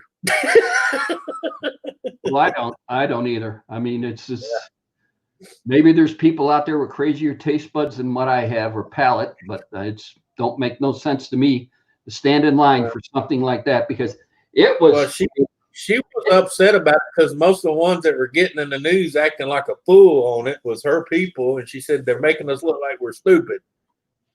To me, it's like somebody took a chicken breast, pounded it out, breaded it, deep fried it, slapped it on a hamburger bun with some mayo, and threw a piece of lettuce on it, and didn't add any seasoning, no seasoning to it. Yeah. And there you go. That's a chicken sandwich. It didn't even the chicken breast didn't even taste like it had salt or pepper on it. Yeah. That's Dave. I hear. I usually go to Chick-fil-A too if I want chicken sandwich. That's where we go. There's a Yeah. place. There was a place today where we had lunch, the wife and I. It's called Cane's, and all they do is sell chicken fingers. And Yeah, we got a Cane's too. We love it. Yeah. and we went to Cane's today, and she sat there and she goes, Yeah. we need to go to Chick-fil-A. And the bad thing about it is, if we go to Chick-fil-A, it's a drive for us because it's on, Right. Well, that's on the north end of town, and so you might as well stand. You're going to stand there and go inside and eat lunch because by the time you get it home, it's going to be cold. Yeah, it's like the Chick-fil-A. The nearest one to me is 49 miles, so a good hour drive. Yeah. Yeah. So you're camped out there for the duration. Right. Yeah. And Now, it's the only one it's the only one in the entire area, and everybody and his brother-in-law is trying to get in. now that's where I expect to see knife fights and gun fights going on. Yeah. Yeah. Over parking spots. Yeah. I seen it first, you son of a.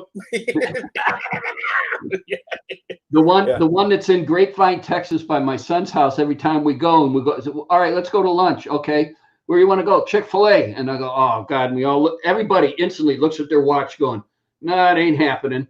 And I go, "What?" And so he takes me up there.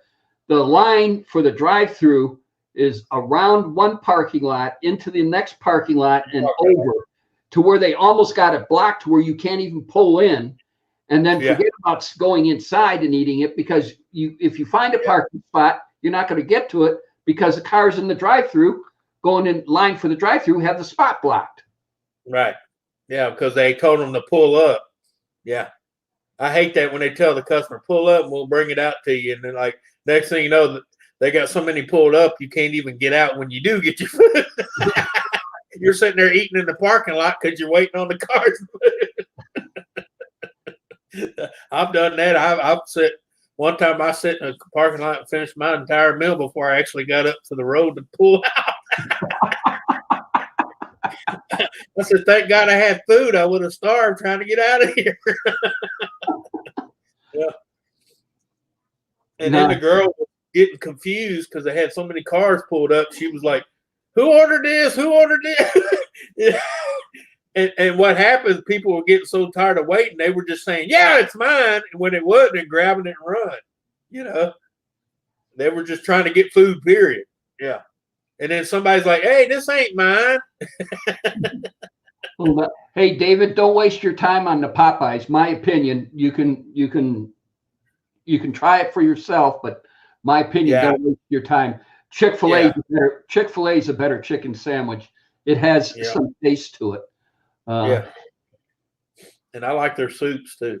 So. Yeah. Well, actually, I like their nuggets or popcorn chicken or the little nuggets that they got, and then the dipping sauce.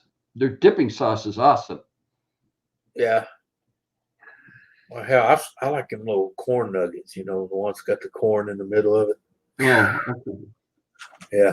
They basically just take cream of corn and kind of batter it, deep fry it. Yeah, it's pretty good. Yeah. That's interesting. I have to find that.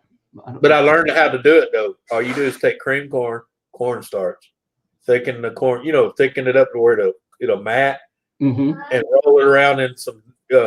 It's kind of it's a small mixture of like 30% flour and the rest cornmeal, and they deep fry it. Oh, ooh. Yeah. If you want to moisten it more, just put some milk. Yeah. But it just, I don't get me wrong. There's a lot of food I like, but there's no way I'm gonna shoot you over. I'll shoot you over a parking spot before I shoot you over a sandwich. Yeah, exactly. I'm not going to shoot you over any food. I mean, God. Yeah. Now, if I'm sitting there waiting patiently with my blinker on, and you come around the curve and try to jump my spot when the guy's backing out, me and you gonna have words. Mm-hmm. That's why people don't understand why all my life I've always had the trucks I have. I got a truck, the front of it look like I push a brick wall down, and there's a reason.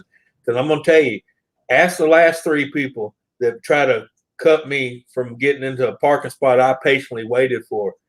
There's a reason I have those kind of push bumpers on the front of my truck. Because I am not below in chicken shit to push you halfway across the fucking parking lot. And my here's where you need to park over here. and my insurance is self-bonded, so trust me, I know what's my liabilities can cover. So I'm gonna push your card up. I don't give a shit if I gotta pay your car. I'm gonna push you. I'm self-bonded, so yeah.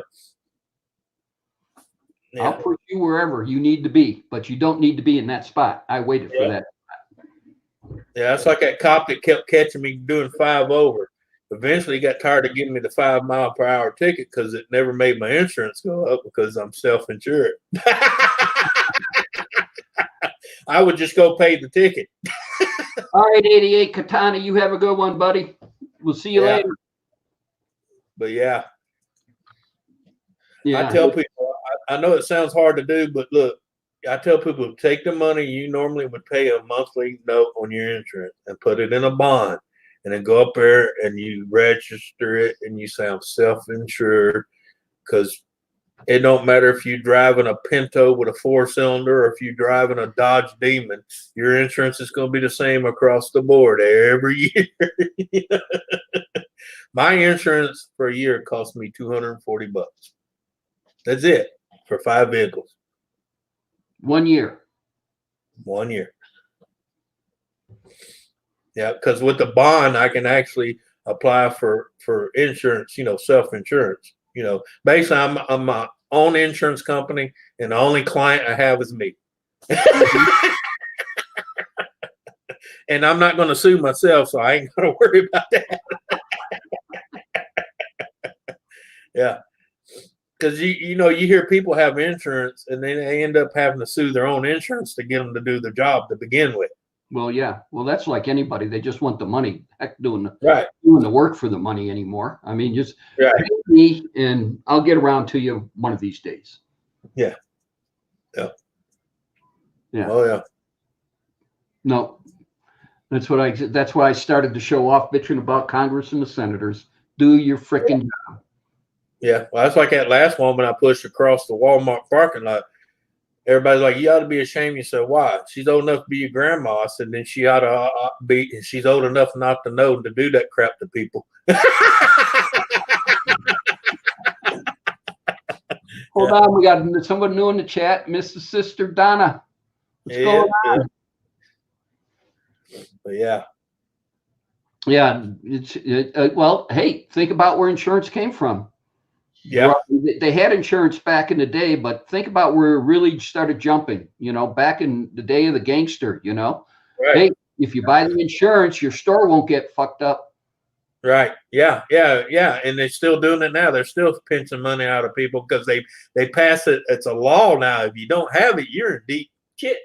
Well, that's because again, the insurance companies brought this congressman and this senator who introduced it. Yeah, and put it in, and to sit there and say, make it law. So now look, the first 4 major insurance companies were owned by the mob. Mm-hmm. So and they still collected.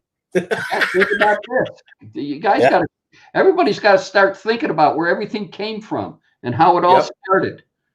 Like you said, they put enough politicians in their back pocket to pass it as a law to where you were required to have it before you can even drive a vehicle. Legally, anyway, Oh, yeah. People don't stop and think because they don't care anymore. They don't educate themselves, man. If they would stop and think, because like when people find out about me, how you do that? I said, anybody can do it. It's called a bond. You just got to put the bond and just keep putting in there monthly. Like just, that's like my car died. I go out buy another car. People say, how you do that? I said, because even when I pay a car off, that extra money that's coming in, I put it away to the side like I'm still paying that car note. That way, if it ever breaks or it gets to the point I need a new one, I have the money to buy one. You know what I mean? Yeah. Because as well as me, you walk up to a dealer with cash, you're leaving with that car. Yeah. Because they don't have to worry about chasing you when you don't make your payment. Yeah, I walked at one time to a car. It was a car they were wanting $32,000 for. You know how much I paid for it when I walked off? 18. I paid $18,000 cash. Yeah, if people ever stopped for a minute and think about half the stuff and where it started and where we are today, and then how much big business has purchased the government that we have running this country right now. Yeah. And I mean, this is back in the revolutionary days when they got tired of the British. Yeah. Come on, people, think, Yeah. Stop being lazy out there and just sitting there going, okay, yeah, I'll just pay it. Well, you worked hard for that. Just stop throwing it out there. Think about it. Yeah. Yeah. Yeah, I know. It's people don't stop and think, people's like, well, I said, no, that's not a politician is someone they throw in front of you to do the monkey dance that entertains you, to make you think you're in control. He's even got a boss, and it ain't you. Mm-hmm. It's the guy who sat there and put all that money in his coffer so he can sit there and buy his election, because I don't believe anybody gets elected anymore. I think he who has the most money wins. Well, look at Goldberg, how fast he jumped up in rank, and he shouldn't even be where he's at now, but because he spent all those millions and billions, he's there. Yeah. Yeah. So, yeah. I mean, why would somebody in their right mind, think about this. Now, here's a good one. Why would somebody in their right mind spend millions and millions and millions of dollars to get elected to a job that only pays $800,000 a year? Because they're not there for the job. They're there to pass laws to make their businesses more profitable. Think about it. That's where everybody's got to start thinking about it. It's they're there for their own benefit. They say, I'm there for the American people. No, they're there to better themselves and the people who put them in office. That's what they're there for. Yeah. Everybody who's running right now and everybody who's in the office right now, whether it be a president, whether it be senator, congressman, whatever, all have somebody who paid for them to get into that office. And what they're looking for, they're not looking out for you. They're not looking out for you. They're not looking out for you. They're looking out for the guy who put them in office. That's themselves. it. Yep. And themselves. Yep. So think about it. Until the American public gets smart and realize that. Yeah. Well, look at Nancy Pelosi. When she first got into politics, she probably was worth about 80 grand.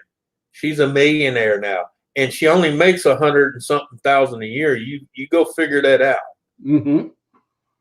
Yeah, let's take a look at her bank accounts and see where all that money came from. Let's do a forensic study on Nancy Pelosi's bank accounts, and you'd be surprised at where she got her millions of dollars. Not counting the offshore accounts they have that you'll never see. Yeah. Well, unless you dig deep enough. Yeah. Oh yeah, but usually when you start digging too deep, that's like the Clinton. That's when you found people, so-called botched robbery with a bullet to the back of the head. Mm-hmm. Yeah, and if we say too much here, Anthony, you and I would have a bullet to the back of the head. Yeah, I believe the Clintons are knee deep in all that stuff. Oh yeah, but the thing is, even if I sit here and told everything I actually know, they wouldn't bother me. You know why? Because most people out there think, "Oh, you're just a conspiracy theory." You don't know what you're talking about, because they've gotten so lazy and entitlement. They want someone to do everything for them. Yeah. The day of the true politician has since come and gone. And 60 years ago. It died 60 years ago. Yeah, and it started right after World War II. Yep. That I hate to say it, but that's where it started. A lot of it tanked is right after Watergate. When they realized that when someone wouldn't play ball, they could make enough crap up on them to get rid of them, like they did old freaking Tricky Dick. Yeah. Yeah, because he was just as tricky as them. He overtopped them once, and it pissed them off, so they found a way to get him out. And yeah, same way they're trying to do the one we got now. He found a way to get a Trump him, which goes with his name, He trumped them basically, and they're pissed. Yeah. Yeah. 'Cause Well, that's it. I mean, it's everybody's got to get smart. Everybody's got to stand up, and it's united we stand together, divided we fall. And right now we are a divided country. Well, so, yeah, but you know why? Because it's easier to control people when they're divided. Mm-hmm. Yeah. That's right. But the people are too stupid to sit there and think about getting united. No, because they'd rather spit on people like me and you and call us racist. Yeah. Oh no, I'm sorry. I think. I mean, I just don't do. Yeah. I think before I do. And yeah, so, that's why I tell people. I tell them all the time. This might sound rude, but I really don't give a shit about your feelings because I'm a logic thinker, not my feelings. I don't think with my feelings because to me, my feelings don't mean shit to you because my feelings don't interfere with your life. So why would you give a shit? Exactly. Yeah. I mean, I think with this, not with this. Well, that's why I tell people. That's why I always had that term, mind over matter. I don't mind because you don't matter. And I'm the kind of person, I tell people this all the time. What you do in your backyard is your business. Go for it. But don't ask me how I feel about it. And don't tell me I got to do it too. Mm-hmm. Yeah, that's a true definition of a libertarian. I think no one should infringe on the freedoms of anybody. You want to hang goats in your backyard and play with little Susie, that's your business. But don't ask me how I feel and don't ask me if I'm okay about it. You know? Yeah. Well, don't come to my backyard. Don't ask the questions if you don't like the answers that are going to come out of my mouth. Yep. Oh yeah, a few people done learn about asking me certain questions. They're like, "Oh, never mind." I said, "You asked."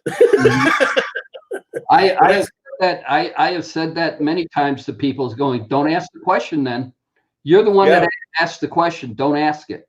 You know. I tell people all the time, be careful what you wish for because you may get it, not in the way you wanted it, but you're going to get it. Yeah. Yeah, but it's neat. All right. Well, I'm going to have to cut this because I got a phone call to make. All right. Well, I got to go eat anyway. My wife done told me twice time to eat. Okay. All right. Thanks for joining in, Anthony. I want to thank everybody for joining us. David Collins, everybody. We'll see you all later. We'll see you next Friday. Have a good one. And everybody have a great weekend. Later.